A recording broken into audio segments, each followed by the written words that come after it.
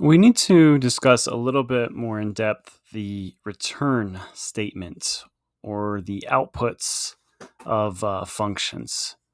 So, functions they don't need to send data back to the caller or when we invoke the function using the return statement.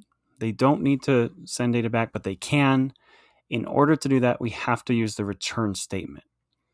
That's how it's defined in Python. It's a reserved keyword in Python. Return is saying if I'm in a function, whatever I'm returning after the return keyword will be sent back from the function. It exits the function immediately. So many times it will be the last line in a function, not always. There can be various use cases where it may not be. And we only want to return data in certain circumstances. But it exits the function immediately. So we cannot say return and then have some value and then keep processing within the function. No, the function is done once that's returned. That specific iteration of a function call is done once we return value. So we won't really talk about recursion at this point, but that could be considered an exception to that. That's why I specify when we call the function, the return exits that call of the function.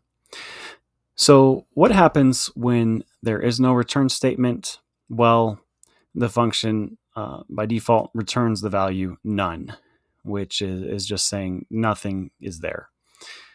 So here we have an example of two functions. We see the def keyword. We need that. That tells Python, hey, we're defining a function. Everything that's indented below the def keyword is part of that function. So here we are calculating change or inputting as parameters cost and money. And then we're returning the money minus cost. So how much money was given minus the cost of the item. That will be the change. And we can call that. We can say change or variable will be assigned to the return value of calculate change with 5 as the cost and 10 as our input. So we're returning the change. In this other example I have, we're printing the change. We are not returning it. This function has no outputs. It takes as parameters cost and money, and then it just prints. Oh, our change is money minus cost. And we make that a string for printing. And then we just call the function. We don't have any assignment here. We're just calling print change. So those are two ways to use functions by returning values versus not returning values. And I wanted to actually show you that in practice. So let's create a function, def. Always start with def if we're creating a function. Calculate change, cost, money. I've got another screen over here I'm looking at to make this quick for us. We return money minus cost.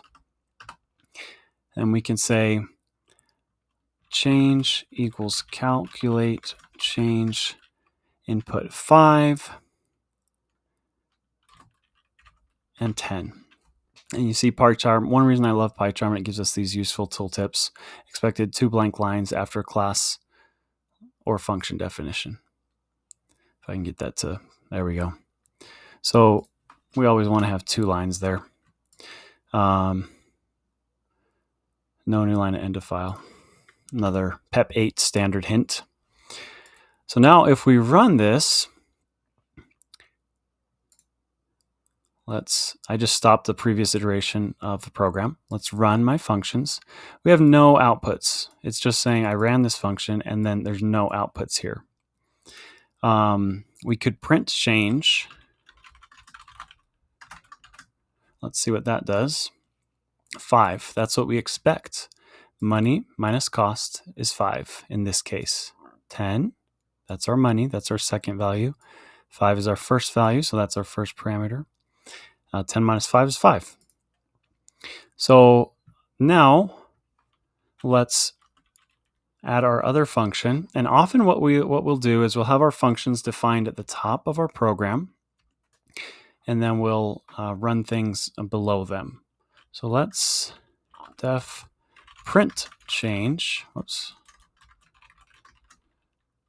cost money colon, and it will indent that. Print f string change is money minus cost.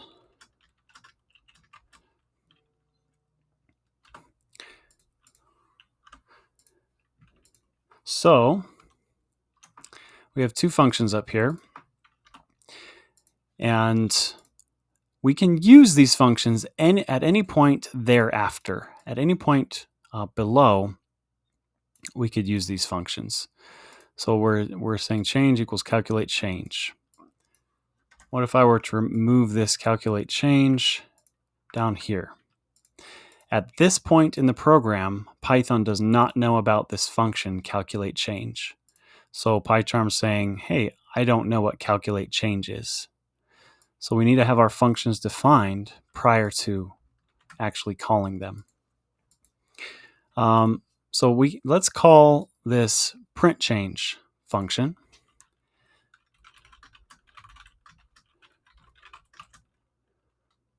Oops, I keep wanting to do that. All right, and let's run this. Got a typo there. Change is 5. So we're just printing it. We're not returning anything. What if I tried to assign this to a value, as we've done here? With calculate change, we have a return statement. So we have an output for our function. So our output needs to be assigned somewhere, which it's assigned to change. But with our print change, we have no return statement, just a print statement. So what happens if I try to say new change equals print change? That's interesting. PyCharm says print change doesn't return anything, as we know. So this is probably going to be interesting. Well, it works, but remember what we said earlier. What value will a function return if there's no return statement? Well, what we can do, let's look at the type of new change. Let's print that.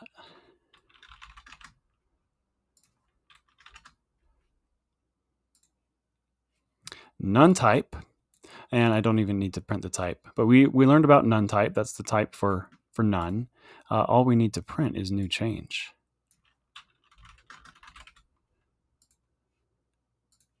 None. So just wanted to demonstrate that a function does not need a return value. If it does have a return value, it will generate that output. We can assign that to a variable when we call that function. If it does not have a return value, then it does not have an output, and the default output will just be none, as we saw there.